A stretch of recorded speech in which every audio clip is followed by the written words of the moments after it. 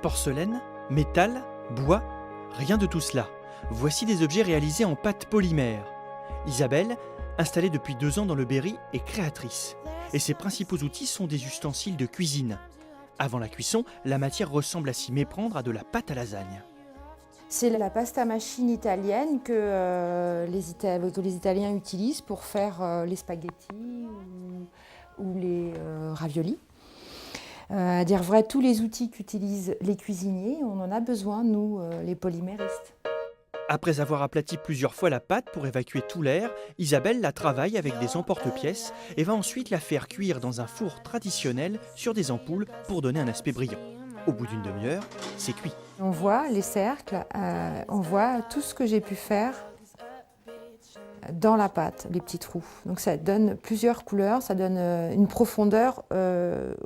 C'est un motif, quoi. J'ai fabriqué mon motif.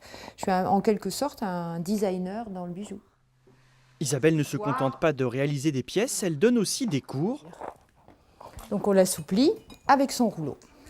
Les élèves, sculpteurs ou apprentis bijoutiers sont ravis et les pans en restent pantois. Et ça change de l'argent, de la pâte à modeler. Enfin, c'est vraiment, on peut créer un bijou à partir d'une matière non précieuse. Il n'y a quasiment plus de contraintes. C'est extraordinaire. Ça me rappelle un petit peu la maternelle avec la pâte à modeler. Il y a un peu cet aspect-là.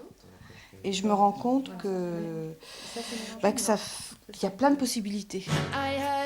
Des bijoux insolites donnés par une pâte facile à manier et qui pourraient être utilisés par des enfants. Le traditionnel collier de nouilles a du souci à se faire.